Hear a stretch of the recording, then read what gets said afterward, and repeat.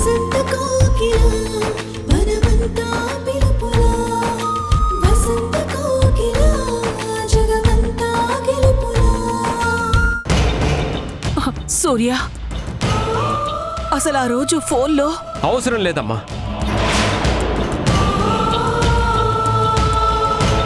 పడిపోయే ఆడది కనిపిస్తే ఏ మగాడైనా పడగొట్టాలనే చూస్తాడు. ఆ తప్పు పడగొట్టిన వాడిది కాదు. తప్పని తెలిసి కూడా పడిపోతుందే. క్యారెక్టర్ లేని ఆ ఆడదానిది, నీ కోడలిది.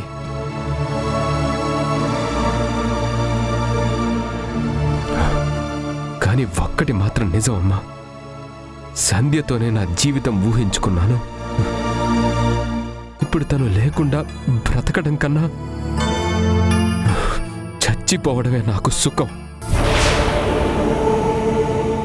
కానీ నేను చచ్చే ముందు నన్ను, నా సంధ్యకి మధ్య దూరం పెంచి నా జీవితాన్ని చెడగొట్టిన ఆ వ్యక్తిని, ప్రేమ ముసుగులో నమ్మక ద్రోహం చేసిన సంధ్యని అస్సలు వదిలిపెట్టను.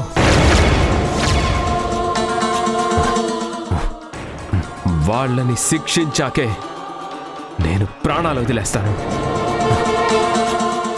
సూర్య, సూర్య, సూర్య!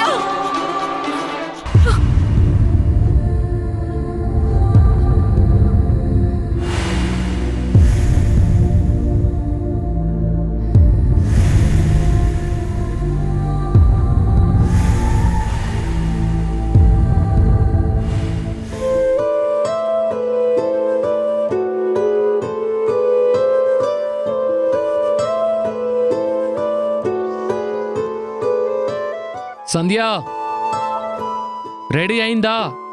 అయిపోయిందండి, ఒక్క నిమిషం.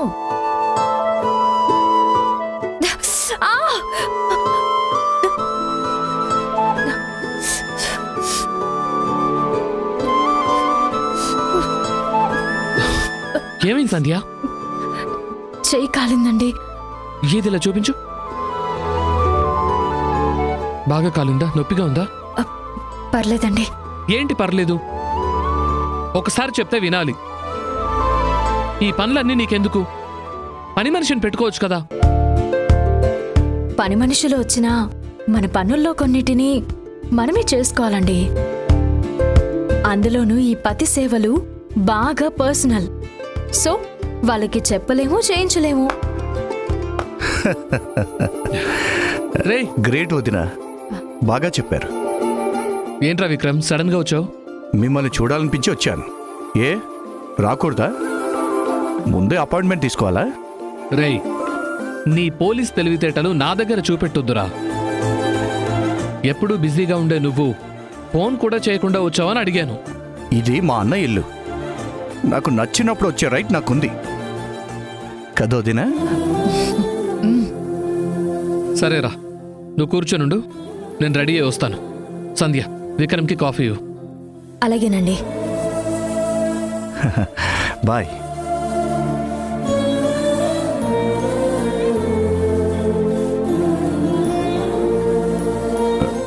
వదినా, నన్ను క్షమించాలి. ఇన్ని రోజులు మీ గురించి, మీ త్యాగం గురించి తెలియక తప్పుగా అర్థం చేసుకున్నాను. మీకు సూర్యకు పెళ్ళైనట్టు ప్రూఫ్స్ అన్ని తీసుకుని ఇక్కడికి రావాలనుకున్నాను. అప్పుడే మాధవరావు గారు వచ్చి నిజం చెప్పి నా కళ్ళు తెరిపించారు. మీ కథ విన్న తర్వాత మీ మీద అనుమానం, కోపం అన్నీ పోయి గౌరవం, అభిమానం పెరిగిపోయింది. ఇన్ని రోజులు మీతో రూడ్గా బిహేవ్ చేసినందుకు, మర్యాద లేకుండా మాట్లాడినందుకు నన్ను క్షమించండి వదినా. క్షమాపణ ఎందుకు విక్రమ్? ఇప్పటికైనా నిజం తెలుసుకున్నందుకు చాలా సంతోషం.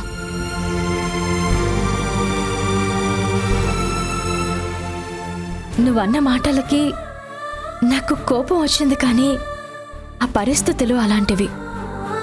ఎవరికైనా నా మీద అనుమానం వస్తుంది. నా మీద మీకు ఇంకా కోపం ఉందా? మంచి మనసుతో వచ్చి మాట్లాడుతున్నావు. ఇంకా కోపం ఎందుకుంటుంది చెప్పు? Thank God. మీతో ఇలా నవ్వుతూ మాట్లాడుతుంటే నాకు చాలా రిలాక్సింగ్గా, మనసు చాలా ప్రశాంతంగా ఉంది వదినా.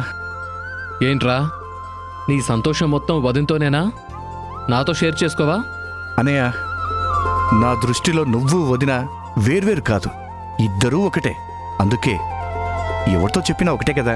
మా జంట గురించి గొప్పలు చెప్పడం కాదురా, తొందరగా నువ్వు కూడా పెళ్లి చేసుకుంటే నీ జంట గురించి గొప్పలు చెప్పుకునే ఛాన్సు మాకు కూడా దొరుకుతుంది. ఆ ఛాన్స్ రావాలంటే వదిన లాంటి అమ్మాయి కావాలన్నయ్య. ఈ కాలంలో వదిన లాంటి గొప్పవాళ్ళు చాలా రేర్. ఎప్పుడైనా నాకు ఎదురుపడితే మీకు చెప్తాను. ఒకవేళ మీకు పరిచయం అయితే నాకు వెంటనే కబురు పెట్టండి. క్షణం ఆలోచించకుండా తాళి కట్టేస్తా. ఇన్ని రోజులకి నీ నోట్లో నుంచి పెళ్లి చేసుకుంటాను అన్న మాట వచ్చిందిరా. రిక్వైర్మెంట్స్ కూడా చెప్పావు కాబట్టి వీలైనంత త్వరలోనే నీ పెళ్లి సెట్ చేసేస్తాం. వదిన, నీకు చెల్లెళ్ళు ఎవరూ లేరా? ఉంటే డైరెక్ట్గా ఆ అమ్మాయి గురించి నీకే చెప్పేదాన్ని కదా విక్రమ్. సర్లే వదిన, నేను చెప్పాల్సింది చెప్పాను. నా పెళ్లి భారాన్నంతా మీ మీదే వేశాను. ఇక అంతా మీ ఇష్టం. ఓకే, శీఘ్రమే కళ్యాణ ప్రాప్తిరస్తు.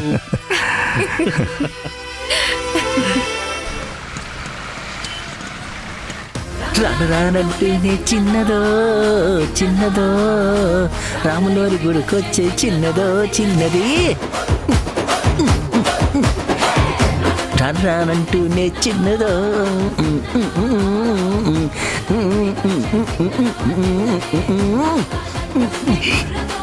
ఈ రోజు నుండి పోలీసుల భయం లేదు, ఆ కేసులో బెదిరింపు ఉండదు. దివ్యతో పండు ఇంటికంటే చాలా మంచిదైంది.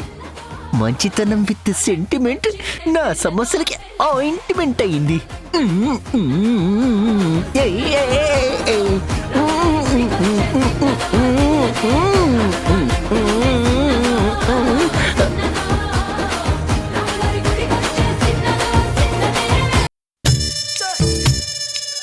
ఆగిపోయావేం బాబ్జీ, కంటిన్యూ చేయి. పర్లేదు దివ్య. పాటలు డాన్సులు మంచి ఊపు మీద ఉన్నట్టున్నావు, ఏంటి విశేషం? అంటే అది ఆఫీస్లో ప్రాబ్లం ఉందని చెప్పాను కదా, అది టెంపరీగా క్లియర్ అయింది. కొన్ని రోజుల వరకు దాని గురించి టెన్షన్ పడక్కర్లేదు, ఆలోచించక్కర్లేదు. ఏంటి బాబ్జీ, నువ్వు మరీ ఇంత అల్ప సంతోషివా? అల్ప సంతోషం ఏంటి దివ్య? ఈ సమస్య వల్ల ఎన్ని రోజుల నుంచి టెన్షన్ పడుతున్నానో తెలుసా?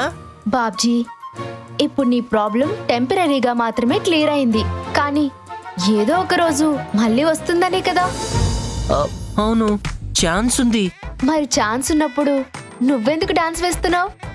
ఏంటి దివ్య, పాల పొంగు మీద నీళ్లు పోసినట్టు నా సంబరాన్ని మొత్తం ఆవిరి చేసావు.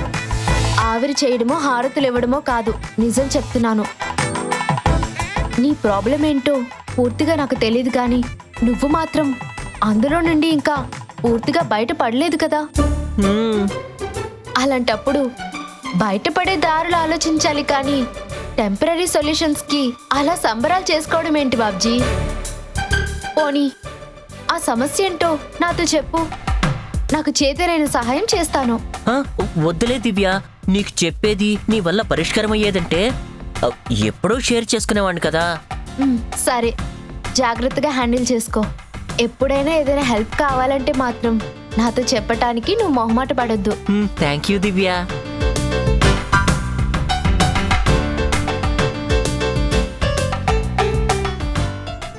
దివ్య నన్ను ఎంతగా అర్థం చేసుకుంటున్నా, ఎంత ప్రేమిస్తున్నా, నేను రియాక్ట్ అవ్వలేకపోతున్నాను.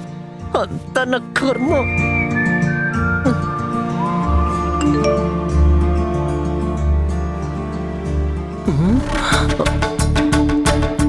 హాయ్ బాబ్జీ, ఫోన్ చేస్తే లిఫ్ట్ చేయవని తెలిసే మెసేజ్ చేస్తున్నాను. నీ విషయంలో నేను ఏ తప్పు చేయలేదు. నీ కోసం ఎప్పటికీ ఎదురు చూస్తూ ఉంటాను. Love you Babji. ఈ పండుగ కామన్ సెన్సే అనుకున్నాను, టైం సెన్స్ కూడా లేదు. దివ్య చెప్పినట్టు ఈ సమస్యకి వీలైనంత త్వరగా పర్మనెంట్ సొల్యూషన్ చూడాలి.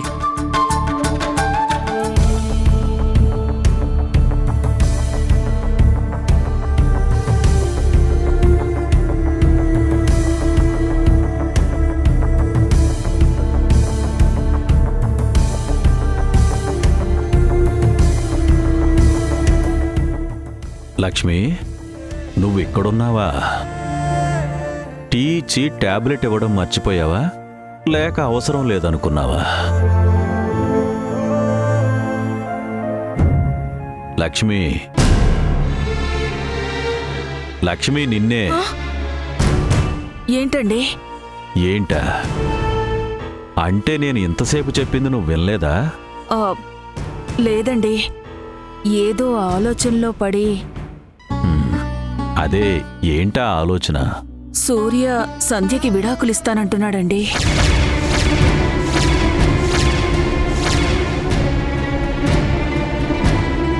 విడాకులా? అవునండి. సంధ్యతోనే నా జీవితం ఊహించుకున్నాను. ఇప్పుడు తను లేకుండా బ్రతకడం కన్నా చచ్చిపోవడమే నాకు సుఖం. ప్రేమ ముసుగులో నమ్మక ద్రోహం చేసిన సంధ్యని అస్సలు వదిలిపెట్టను. ఇది జరిగింది. అపార్థం ఎన్ని అనర్థాలకు దారితీస్తుందో చూశావా లక్ష్మి? వాడి ఆరోగ్యం కుదుట పడే వరకు నిజం దాయాలి అని అనుకుంటే ఈలోపే వీడు ఎలాంటి నిర్ణయం తీసుకుంటే ఎలా? నేను ఎంత సర్ది చెప్పడానికి చూసినా సూర్య నా మాట వినడం లేదండి. వాడి మనసులో సంధ్య ఎవరితోనో అక్రమ సంబంధం పెట్టుకుందన్న ఆలోచన, కోపం తప్ప వేరే ఏం లేదు. సంజయ్ జీవితం గురించి నిజం తెలిస్తే కాని వాడిలో మార్పు రాదు. అది తెలిసిన తర్వాత తట్టుకునే శక్తి వాడికి లేదు. సంధ్య దూరమైతే బ్రతకలేనని చెబుతూనే ఆ దూరానికి కారణమైన వ్యక్తిని, మోసం చేసిన సంధ్యని అస్సలు వదిలిపెట్టనని చాలా కోపంగా మాట్లాడుతున్నాడండి. ఆ మాట గురించి ఆలోచిస్తుంటేనే నాకు చాలా భయంగా ఉందండి. లేదు లక్ష్మి, మనం ఉన్నంతకాలం సంజయ్కే కాదు సూర్యకు కూడా ఏ ప్రమాదం లేకుండా చూసుకుందాం. అవసరమైతే మన ప్రాణాలైనా అడ్డు పెడదాం. ఎందుకంటే ఈ పాపపు కోపం మొత్తం మన కన్న ప్రేమ వల్లే కదా. అందుకు మనం బలైపోయినా బాధపడొద్దు. వాళ్ళ బాగు కోసమే ఆలోచిద్దాం. సంధ్య మారిపోయిందని ఏకరువు పెడుతున్నాడు కానీ సూర్యలో చాలా భయంకరమైన మార్పు వచ్చిందండి. ఈ మాట మాత్రం నిజం లక్ష్మి. ఎప్పుడూ కోపమే లేకుండా నవ్వుతూ నవ్విస్తూ ఉండేవాడు. అలాంటిది వాణ్ణి మనస్ఫూర్తిగా నవ్వడం చూసి ఎన్ని రోజులయ్యిందో. దానికి కారణం మీలో మీరు చర్చించుకుంటే దొరకదు. మీ కోడల్ని లాక్కొచ్చి చేస్తున్న తప్పులకి చంపలు వాయిస్తే తెలుస్తుంది. సూర్య, పొరపాటుల్ని నిజమనుకుంటే ఎలాగా? ఒక మనిషి మీద అనుమానం మొదలైతే అన్నీ అబద్ధాలుగానే కనిపిస్తాయి, మోసంగానే అనిపిస్తాయి. సంధ్య గురించి ఏం చెప్పినా మీరిలా మాట్లాడతారని నాకు తెలుసు. అత్త మామల్ని అమ్మా నాన్న అని పిలిచినంత మాత్రాన కన్న కొడుకుని నిందించడం, వాడి బ్రతుకు మీద బాధ్యత మర్చిపోవడం తల్లిదండ్రులుగా కరెక్ట్ కాదు. అది తెలుసుకోండి. ఇదండి వీడి పరిస్థితి. సూర్య ఇంట్లోనే ఉన్నాడని నువ్వు చెప్పలేదేంటి లక్ష్మి? నేను కూడా చూడలేదండి. టిఫిన్ తిన్న తర్వాత లేచి వెళ్ళాడు. సైట్కే అనుకున్నాను. అడిగితే అరుస్తాడని ఊరుకున్నాను, కానీ ఇప్పుడు యూనిఫామ్ కూడా లేకుండా వాడెక్కడికి వెళ్తున్నాడు?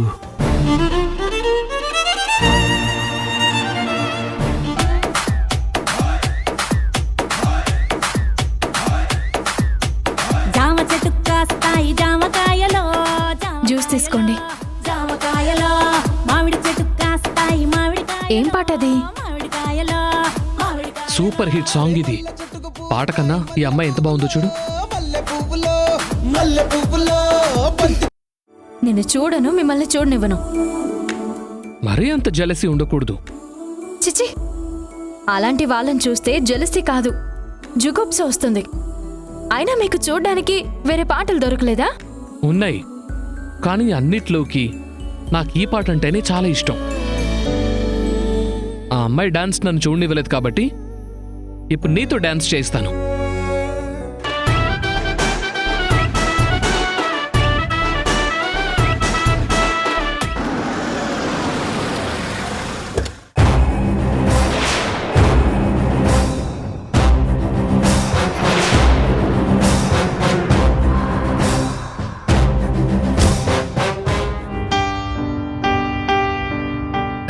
వదలండి, ఇంకా చాలా ఆపండి. మీతో డాన్సులు వేస్తూ కూర్చుంటే అక్కడ పనులు ఎవరు చేస్తారు? అరే,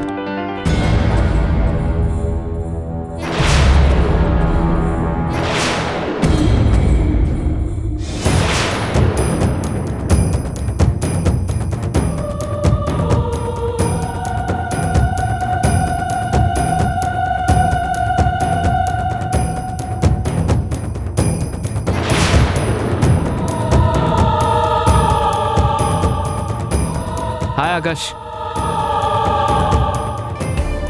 హాయ్ సూర్య, కమాన్.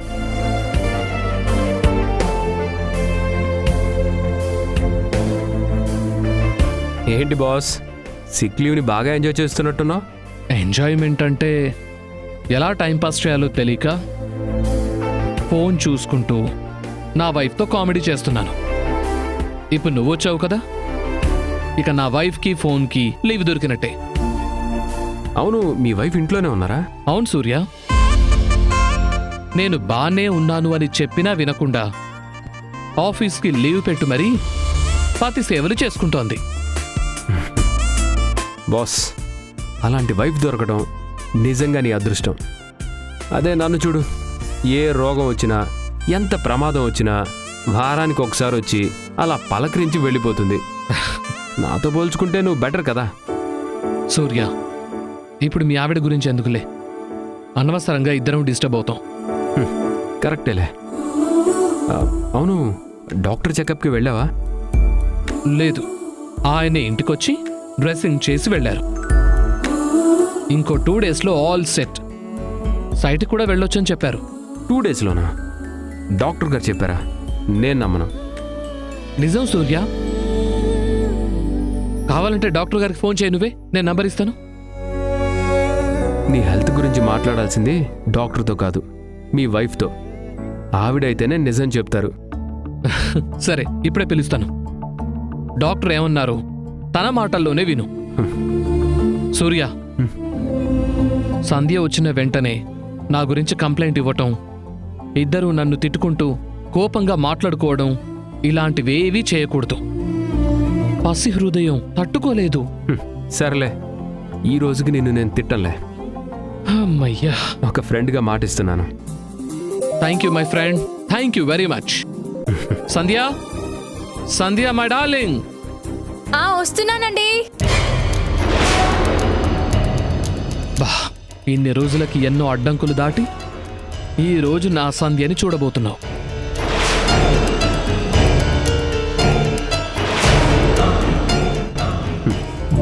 చూసిన తర్వాత మా ఈడు జోడు ఎలా ఉందో నువ్వే చెప్పాలి. మీది పర్ఫెక్ట్ జంట ఆకాష్. ఆమె గురించి నువ్వు చెప్పే మాటల్లోనే ఆ విషయం స్పష్టంగా అర్థమవుతుంది. ప్రత్యేకించి చూడాల్సిన పని లేదు. అలా అని సంధ్య రాకుండానే, తనని చూడకుండానే నువ్వు వెళ్ళిపోతావే ఏంటి? నోనో, ఇంతవరకు వచ్చి ఎందుకు వెళ్తాను? ఈరోజు మీ వైఫ్తో మాట్లాడి పరిచయం చేసుకొని ఆ తర్వాత వెళ్తాను. Okay, done.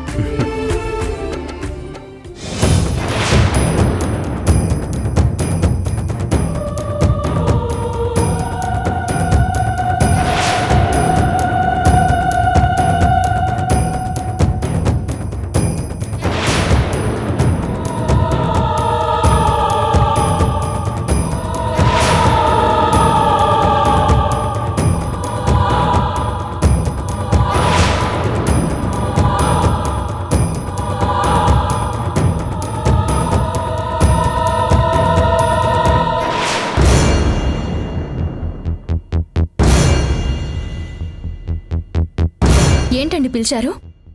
Sandhya, my best friend సూర్య.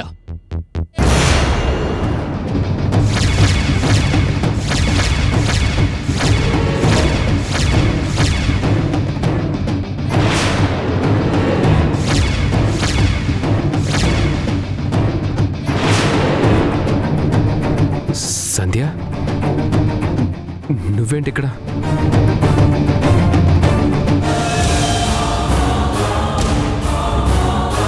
అదేంటి, మీ ఇద్దరికి ముందే పరిచయం ఉందా?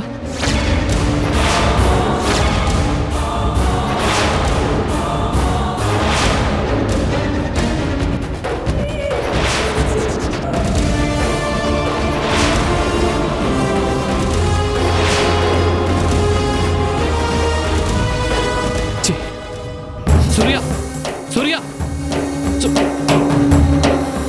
సూర్య.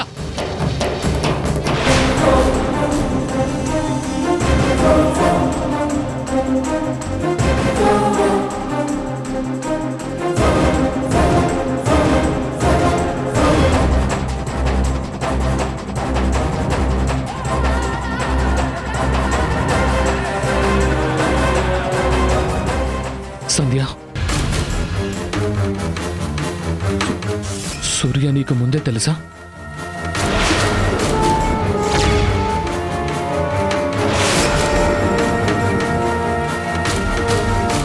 అంటే ఈ సూర్య నీ మొదటి భర్త?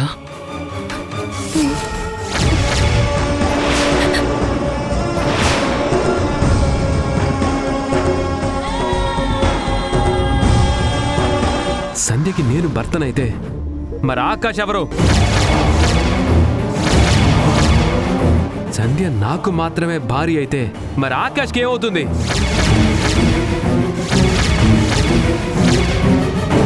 అసలు సంధ్యకి ఆకాష్కి ఏంటి సంబంధం? సంధ్య ఆకాష్ ఇంట్లో ఎందుకుంటోంది?